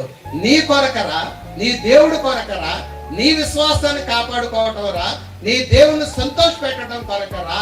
మనుషుల కొరకు కాదు, ఏ వ్యక్తుల కొరకు కాదనే విషయాన్ని గమనించాలి. సంఘంలోకి వస్తూ దేవుడు చెప్పిన కార్యక్రమాలు మనం జాగ్రత్తగా చేస్తూ ముందుకెళ్లాల్సినటువంటి అవసరం ఉంది. జీవంలో ప్రవేశించడమే కాదు కానీ జీవంలో ఏం చేయాలి? కొనసాగాలి. అపోస్తుల కార్యం 2వ అధ్యాయము 42వ వచనం మనం చూస్తే, అపోస్తుల కార్యం 2వ అధ్యాయం 42వ వచనంలో, వీరు అపోస్తుల బోధ యందును సహవాసమందును రొట్టె విరుచుట యందును ప్రార్థన చేయట యందును ఎడతెగక ఉండేవి. అంటే మనం 41వ వచనంలో 3000 మంది ఒకేసారి యెరూషలేములో బాప్తిసం పొందారు. ఆ 3000 మంది అట వాళ్ళందరూ ఏం చేస్తున్నారంటే, వీరు అపోస్తుల బోధ యందును సహవాసమందును రొట్టె విరుచుట యందును ప్రార్థన చేయట యందును ఎడతెక్కకుండా ఉన్నారు. అంటే సంఘంలో వారు కొనసాగుతూ ఉన్నారు, ప్రార్థనా జీవితం కలిగి ఉన్నారు, దేవుని యొక్క వాక్యాన్ని వాళ్ళు నేర్చుకుంటూ ఉన్నారు, దేవుని పాటల ద్వారా పాడి స్తుతిస్తూ గణపరుస్తూ ఉన్నారు. అలాగే ప్రభరాత్రి భవనంలో పాలు పొందుతూ ఉన్నారు. ఈ 3000 మంది కూడా అలా విశ్వాసులుగా జీవించినట్లుగా మనం చూస్తూ ఉన్నాం. అపోస్తుల కార్యం 2వ అధ్యాయం 46వ వచనంలో మాట ఉందండి, వారు ఏక మనస్కులై. ఏ మాట ఉందమ్మా? వారు ఏక మనస్కులై. ఎంతమంది? 2, 3, 4, 5, 10 మంది, 100 మంది? ఎంతమంది? 3000 మంది. ఒకసారి ఆలోచించండి, 3000 మంది ఒకే మనసు కలిగి ఉన్నారు. 30 మంది సంఘంలో ఉంటే గొడవ అండి. అప్పుడు ఏమొచ్చేస్తారమ్మా? 30 మంది సంఘంలో ఉన్నారా? ఒకళ్ళు ఒకళ్ళు ఎట్టు అంటే ఒకళ్ళు తెడ్డు, ఒకళ్ళు అది చేద్దాం అంటే ఇంకోటి చేద్దాం అంటున్నారు. 30 మంది సంఘంలో ఉంటే పడతలేదండి. ఇక 300 మంది ఉంటే చెప్పక్కర్లేదు, 3 ముక్కలు అవుతున్నాయండి. 3000 మంది, ఒకళ్ళు కాదు, ఇద్దరు కాదు, 1000 మంది కాదు, 3000 మంది ఎన్ని మనసులు కలిగి ఉన్నారటండి? ఒకే మనసు కలిగి ఉన్నారు. ఎలా సాధ్యమైంది? అప్పుడు ఎలా సాధ్యమైంది? ఇప్పుడు ఎలా సాధ్యం కావట్లేదు అంటే, వాళ్ళకి భయం ఉంది, మనకు భయం లేదండి. ఒకటే, ఇక అంత మించి ఏమీ లేదు. దేవుడు అంటే భయం ఉంది వాళ్ళకే, దేవుడు అంటే భక్తి ఉంది వాళ్ళకే. నేను వేరేగా మాట్లాడుతున్నానేమో, వేరేగా ఆలోచిస్తున్నానేమో, సంఘానికి వ్యతిరేకంగా మాట్లాడుతున్నానేమో, దేవుని కార్యాలకు వ్యతిరేకంగా మాట్లాడుతున్నానేమో అని భయం ఉందండి వాళ్ళకి. ఈనాడు భయం లేదు, అందుకే ఏక మనసు లేదు. 43వ వచనంలో అదే చెప్పాడు. 43వ వచనంలో ఏముంది? ప్రతి వానికి భయము కలిగేను. అంటే అందరికి భయం ఉందండి. దేవుడు అంటే భయం ఉంది. నా మాటలు దేవుడు చూస్తున్నాడు, నా ఆలోచనలు దేవుడు చూస్తున్నాడు, నా తలంపులు దేవుడు చూస్తున్నాడు, నా క్రియలు దేవుడు చూస్తున్నాడు అనే భయం వాళ్ళకే. కాబట్టి అలాంటి భయం ఉంది కాబట్టి ఏక మనసు, ఒకే మనసు వాళ్ళు కలిగి సంఘంలో కొనసాగారండి. అదే 4వ అధ్యాయంలోకి వచ్చేటప్పటికి పురుషుల సంఖ్య 5000 అయ్యారట. పురుషులు ఎంతమంది అంటే 5000. పురుషులు 5000 మంది అంటే స్త్రీలు ఎంతమంది ఉంటారు? ఎక్కువ ఉంటారా తక్కువ ఉంటారా? మనం ఒక 5000 వేసుకుందాం. ఎంతమంది అయ్యారు? 10,000 మంది. ఇప్పుడు ఇక్కడ ఉన్న వాళ్ళు పురుషులు ఎక్కువ, స్త్రీలు ఎక్కువ అండి. 3 వరుసలేమో స్త్రీలకు వేశారు, ఒక వరుస ఏమో పురుషులకు వేశారు. ఆ వరుసాన్ని వచ్చారు మీకు వందనాలు. అంటే మన దేశంలో భక్తి ఎక్కువ ఆడవాళ్ళకే ఉంటుందండి, సోదరులకే ఉంటుంది, స్త్రీలకే ఉంటుంది, పురుషులు తక్కువ అండి. కానీ ఇక్కడ కొంచెం బాగానే వచ్చారు. కొన్ని చోట్ల అయితే మరి 15,000 మంది వస్తున్నారు, మిగిలిన వాళ్ళందరూ స్త్రీలే ఉన్నారు. 10,000 మంది సంఘ సభ్యులు ఉన్నప్పుడు కూడా అపోస్తుల కార్యం 4వ అధ్యాయం 32వ వచనంలో అంటూ ఉన్నాడు. అపోస్తుల కార్యం 4వ అధ్యాయం 32వ వచనంలో 10,000 మంది సంఘ సభ్యులు అయ్యాక కూడా విశ్వసించిన వారందరూ ఏక హృదయమును ఏకాత్మయ గలవారై ఉన్నారు. కాబట్టి బాప్తిసం పొంది సంఘంలో ప్రవేశించాలి. నీ విశ్వాసాన్ని సంఘంలో కొనసాగించుకోవాలి. సంఘ కార్యక్రమాల్లో పాలు పొందుతూ ఉండాలి. మిగిలినటువంటి సభ్యులతో ఏ మనసు ఉండాలమ్మా? ఏక మనసు ఉండాలి, ఏక భావం ఉండాలి, ఏక తాత్పర్యము. మా కుటుంబంలో 5 ఉన్నారనుకోండి, సమస్యలు రావట్లేదు. అసలు ఏమి చిన్న చిన్న సమస్యలు వస్తున్నాయి, రావట్లేదు. వచ్చిన ఏం చేస్తున్నాం? సర్దుకుని వెళ్తున్నాం. సంఘంలో సమస్యలు వస్తే ఎందుకు సర్దుకోం? కుటుంబాల్లో సమస్యలు వచ్చినప్పుడు సర్దుకుంటే సంఘంలో కూడా చిన్న చిన్న సమస్యలు రావచ్చు. రాకూడదంటాకేమీ లేదు. మనం ఏం పరలోకి వెళ్ళిపోలే, ఇంకా భూమి మీదే ఉన్నాం. అదే మనుషులు, అదే మనస్తత్వాలు, అదే మనుషులుగా ఉన్నాం. ఇప్పుడు కొంచెం మార్చుకుంటున్నాం. సమస్యలు రావా? వస్తాయి. సమస్యలు వచ్చినా కానీ దేవుని మీద ఆధారపడి మనం జాగ్రత్తగా ముందుకు వెళ్ళాలి. మన విశ్వాస జీవితాన్ని ఎప్పటి వరకు కొనసాగించుకోవాలండి? మరణం వరకు కొనసాగించుకోవాలి.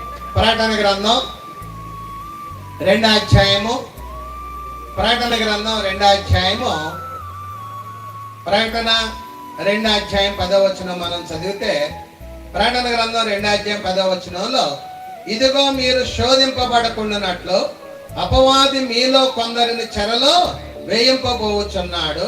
10 దినములు మీకు శ్రమ కలుగును, మరణము వరకు నమ్మకముగా ఉండుము. ఎప్పటి వరకు నమ్మకంగా ఉండాలటండి? మరణం వరకు నమ్మకంగా ఉండాలి. చనిపోయే వరకు నమ్మకంగా ఉండాలి. మన విశ్వాసాన్ని వదిలిపెట్టకూడదు. మనం నమ్ముకున్న ఆ దేవుని వదిలిపెట్టకూడదు. శ్రమలు వస్తాయి, శోధనలు వస్తాయి, కొన్ని రకాల ఇబ్బందులు ఏర్పడతాయి, కొన్ని రకాల శోధనలు వస్తాయి. అయినా కూడా దేవుని మీద ఆధారపడి మన విశ్వాసాన్ని మరణం వరకు కొనసాగించాలి. ప్రభు రెండోసారి వచ్చేంత వరకు మనం కొనసాగాలి. కాబట్టి మరణంలో నుండి జీవంలోకి ఎలా దాటాలో మనం ఆలోచించాం. యేసు ప్రభు మాట వినాలి, విశ్వసించాలి, మారు మనసు పొందాలి, బాప్తీసం పొందాలి, సంఘంలో ప్రవేశించాలి. మరణం వరకు సంఘంలో ఉంటే మనం జీవంలో ప్రవేశించి జీవంలో కొనసాగుతాం. అప్పుడు యేసు ప్రభు రెండోసారి వచ్చినప్పుడు మనకేమిస్తాడు? నిత్య జీవాన్ని ఇస్తాడు, పరలోక రాజ్యాన్ని ఇస్తాడు, నిత్య రాజ్యాన్ని మనకు అనుగ్రహిస్తాడు. దాని కొరకు ఇప్పుడే ఇక్కడే సిద్ధపడవలసినటువంటి అవసరత ఉంది. ఇక్కడ నా కూర్చున్న వాళ్ళు ఎంతమంది ఇంకా మరణంలోనే ఉన్నారో ఆలోచించేయండి. ఇంకెవరైతే రక్షణ పొందలేదు, బాప్తీసం పొందలేదు, దేవుని బిడ్డలు అవ్వలేదో, ఇదే అనుకూల సమయము, ఇదే రక్షణ దినం. మారు మనసు పొంది బాప్తీసం పొందండి. రేపేం జరుగుద్దో మనకే తెలియదు. యేసు ప్రభు ఎప్పుడు వస్తారో మనకే తెలియదు. దేన్నన్నా వాయిదా వేయొచ్చు, కానీ బాప్తీసాన్ని మాత్రం వాయిదా వేయకూడదు. కాబట్టి రక్షణ పొందని వాళ్ళు పొందండి. ఎవరైతే పొందారో, బాప్తీసం పొందారో, పొందినటువంటి వారు జాగ్రత్తగా వారి విశ్వాసాన్ని ఎప్పటి వరకు కొనసాగించాలి? మరణం వరకు కొనసాగిద్దాం. యేసు ప్రభు రెండోసారి వచ్చేంత వరకు కొనసాగించుదాం. యేసు ప్రభు నమ్ముకుంటే, యేసు ప్రభు మీద ఆధారపడితే ఇక్కడ ఆనందమే, అక్కడ ఆనందమే. యేసు ప్రభు నమ్ముకోకపోతే, యేసు ప్రభు మీద ఆధారపడకపోతే ఇక్కడ కష్టమే, అక్కడ కూడా కష్టమే. ఇక్కడ శ్రమలే, అక్కడ శ్రమలే, ఇక్కడ ఇబ్బందులే, అక్కడ కూడా ఇబ్బందులు. కాబట్టి నీ ప్రభు, నా ప్రభు, మన ప్రభు మనందరి కొరకు ఈ లోకానికి వచ్చి ప్రాణం పెట్టాడు. మనం రక్షింపడాలని ఆయన కోరుకుంటున్నాడు. రక్షింపడ్డావా? రక్షణ పొందావా? పొంది మళ్ళీ ఏమన్నా వెనకబడుతున్నావా? కొనసాగుతున్నావా? నేను ఏ స్థితిలో ఉన్నాను, ఏ స్థాయిలో ఉన్నాను అనేది ఎవరికి వాళ్ళే ప్రశ్నించుకోండి, ఎవరికి వాళ్ళే సరిదిద్దుకోండి. ఒకవేళ మీకు ఈ పాఠాల్లో ఇంకేమైనా ప్రశ్నలు ఉన్నా, అర్థం కాని విషయాలున్నా, మేము రాత్రి వాళ్ళ ఉన్నా, ఇక రాత్రి మూట కట్టుకుని వెళ్ళిపోతున్నాం, మళ్ళీ మీరు పిలిస్తే సంవత్సరానికి వస్తాం, లేకపోతే 6 నెలలకు వస్తాం. ఇక్కడ ఎప్పుడూ ఉండి సేవ చేసే మరి సూరం శరత్బాబు ఉన్నాడు, అలాగే సంఘం ఉంది. మీరు వాళ్ళని కలుసుకోండి, వాళ్ళని అడగండి. శరత్బాబు మరి 2 చోట్ల బైబిల్ ట్రైనింగ్ చేశాడు, మా దగ్గర బైబిల్ ట్రైనింగ్ చేశాడు. వాక్యాన్ని చెప్పగలిగిన సామర్థ్యం ఉంది. కాబట్టి మీకు ఏమైనా ప్రశ్నలు ఉంటే అడగండి, నేర్చుకోండి, సత్యాన్ని గ్రహించండి, సత్యంలో ప్రవేశించండి, సత్యంలో కొనసాగటానికి ప్రయత్నము చేయండి. ఈ 2 దినాలు వాక్యాన్ని అందించడానికి నన్ను ఆహ్వానించినటువంటి ఇక్కడ ఉన్నటువంటి సంఘానికి, అలాగే సహోదరులు శరత్ బాబు గారికి నా వందనాలు తెలియజేస్తూ, ఆసక్తిగా ఈ 2 రోజులు వాక్యం మీ అందరికీ వందనాలు తెలియజేస్తూ ముగిస్తూ ఉన్నాను. వందనాలండి అందరూ. పరిశుద్ధుడవు, పరిశుద్ధుడవు, పరిశుద్ధుడవు అని నిత్యము వేవేల దూతల చేత కొనియాడబడుచు ఉన్న మా తండ్రి, పరలోకమందుండి మమ్మల్ని పాలిస్తూ ఉన్న మా దేవ, ఈ రాత్రికాల సమయంలో మరి ఒకసారి మేమందరం మీ సన్నిధిలో చేరగలిగేటట్లుగా, మీ పరిశుద్ధ గ్రంథంలో ఉన్న కొన్ని వాక్య భాగాలు నేర్చుకోగలిగేటట్లుగా మీరు చూపిన ఈ మహాకృపను బట్టి మీకే స్తుతులు స్తోత్రాలు చెల్లిస్తూ ఉన్నాం. ఆయన వీర్శెట్టిగూడలో ఉన్నటువంటి సంఘాన్ని మీరు ఆశీర్వదించి, ఆయన ఇక్కడ ఉన్నటువంటి క్రీస్తు సంఘము ద్వారా నిన్న ఈరోజు ఈ కార్యక్రమాలు ఇలా జరగగలిగేటట్లుగా, సువార్త వ్యాప్తి ఆ సంఘం ద్వారా జరగగలిగేటట్లుగా, మరణంలో నుండి జీవంలోకి దాటుట అనే ఒక ప్రాముఖ్యమైన అంశాన్ని మేము నేర్చుకోగలిగేటట్లుగా మీరు చూపిన మహాకృపను బట్టి మీకే స్తుతులు స్తోత్రాలు. మా ప్రభు అయిన యేసు క్రీస్తు 2000 సంవత్సరాల క్రితం ఈ భూమి మీదకి వచ్చి మా కొరకు ప్రాణాన్ని పెట్టి రక్తాన్ని చిందించి ఉన్నారు. వారు ఏర్పాటు చేసిన రక్షణ మార్గంలో మేము కొనసాగాలనేదే మీ సంకల్పం అయి ఉన్నది. దానికి అనుగుణంగా ఈ కూడికలు ఏర్పాటు చేసి ఉండగా దీవించి ఆశీర్వదించండి. ఆసక్తిగా ఈ 2 రోజులు వాక్యాన్ని వినటానికి గ్రామస్తులు వచ్చారు, సంఘస్థులు వచ్చారు, ఆయా ప్రాంతాల నుండి బంధువులు వచ్చారు, అలాగే సువార్థికులు వచ్చారు, సంఘాలు కూడా వచ్చినాయి. అందును బట్టి మీకే స్తుతులు స్తోత్రాలు చెల్లిస్తూ ఉన్నాం. విత్తబడిన వాక్యము వ్యర్థం కాదు నాయన. విత్తబడిన వాక్యం ప్రతి ఒక్కరి హృదయాల్లో ఫలించగలిగేటట్లుగా మీ నడిపింపు కాపుదలు దయచేయమని అడుగుచున్నాం. మీ సన్నిధిలో తల వంచిన చిన్న బిడ్డల కొరకు ప్రార్థిస్తూ ఉన్నాం, యవనస్తుల కొరకు ప్రార్థిస్తూ ఉన్నాం, పెద్దవారి కొరకు ప్రార్థిస్తూ ఉన్నాం, వృద్ధుల కొరకు ప్రార్థిస్తూ ఉన్నాం. చదువుతున్న బిడ్డను దీవించండి. బాగా చదువుకుని మన స్థితికి వాళ్ళు రాగలనట్లు సహాయం దయచేయండి. నా ఇంటర్మీడియట్ ఎగ్జామ్ జరుగుతూ ఉన్నాయి, 10th క్లాస్ ఎగ్జామ్ జరగనవి. రాసే బిడ్డలందరూ కొరకు ప్రార్థిస్తూ ఉన్నాం. మంచి మార్కులతో వారు పాస్ అయ్యి పై చదువుల్లో ప్రవేశిస్తూ మిమ్మల్ని గణపరుస్తూ ముందుకు వెళ్ళగలనట్లు దీవించండి. ఉద్యోగ ప్రయత్నాల్లో ఉన్న వారికి ఆ విషయాల్లో సహాయం దయచేయండి. నాయన వ్యవసాయం చేస్తున్న వారు వ్యవసాయ విషయాల్లో, ఉద్యోగాలు చేస్తున్న వారు ఉద్యోగ విషయాల్లో, వ్యాపారాలు చేస్తున్న వారు వ్యాపార విషయాల్లో, వృత్తి పనులు చేస్తున్న వారు వృత్తి పనుల విషయాల్లో, సేవ చేస్తున్నటువంటి సేవకుల విషయాల్లో మీ కాపుదల మీ నడిపింపు దయచేయమని అడుగుచున్నాం. నాయన మరి ఎవరైతే గర్భఫలాలు లేక బాధపడుతూ ఉన్నారో, ఎదురు చూస్తూ ఉన్నారో, గర్భఫలాల కొరకు ప్రార్థిస్తూ ఉన్నాం. అలాంటి వారిని దీవించి ఆశీర్వదించి మీ చిత్తమైతే వారి గర్భఫలాలు పొందగలనట్లు సహాయం దయచేయండి. అనారోగ్యంగా ఉన్న వారి కొరకు ప్రార్థిస్తూ ఉన్నాం. దీవించండి, స్వస్థపరచండి. మీ చిత్తానుసారంగా ఆరోగ్యాన్ని వారు కలిగి ఉండగలనట్లు దీవించండి. దానికంటే ఆత్మ సంబంధమైన ఆరోగ్యాన్ని గురించి, స్వస్థత గురించి ఎక్కువ ఆలోచించగలనట్లు దీవించండి. ఇప్పుడున్న సంఘం కొరకు ప్రార్థిస్తున్నాం. సంఖ్యలో, నాణ్యతలో అభివృద్ధి చెందగలనట్లు సహాయం దయచేయండి. నూతనముగా బాప్తిసం పొందిన బిడ్డల కొరకు ప్రార్థిస్తూ ఉన్నాం. సంఘంలో చేర్చబడ్డారు, సంఘ క్షేమాభివృద్ధి కొరకు వారు చక్కగా పనిచేయగలిగేటట్లుగా మీ నడిపింపు కాపుదలు దయచేయమని అడుగుతున్నాం. నీ కోడికలు ఇలా జరగటానికి ప్రార్థించిన వారందరిని ఆశీర్వదించండి. అలాగే సహాయం చేసిన వారందరిని ఆశీర్వదించండి. పనిచేసిన వారందరిని ఆశీర్వదించండి. ఆర్థికంగా సహకరించిన ప్రతి ఒక్కరిని దీవించి ఆశీర్వదించండి. అలాగే ఆ సంఘాలు ఆ ప్రేమతో వారు వచ్చారు, ఆ సంఘాలన్నింటినీ దీవించి ఆశీర్వదించండి. మైక్ సెట్, లైటింగ్ ఏర్పాటు చేసిన వారి కొరకు ప్రార్థిస్తూ ఉన్నాం. టిప్ టాప్ వారి కొరకు ప్రార్థిస్తూ ఉన్నాం. ఈ స్థలాన్ని ఇచ్చినటువంటి వారి కొరకు ప్రార్థిస్తూ ఉన్నాం. అందరిని దీవించండి. మంచి మనసుతో వారందరూ సహకరించిన వారందరిని ఆశీర్వదించండి. వంటలు చేసిన, సహాయం చేసిన వారందరిని ఆశీర్వదించండి. నాయన ఏ ఆటంకాలు లేకుండా ఈ 2 దినాలు దీవించినందుకు మీకే స్తుతులు చెల్లిస్తూ వారు ఏర్పాటు చేసిన ఆహార పదార్థాలు అందరికి సమృద్ధిగా సరిపోగలిగేటట్లుగా ఎవరు గృహాలకు వారు తిరిగి చేరగలనట్లు దీవించండి.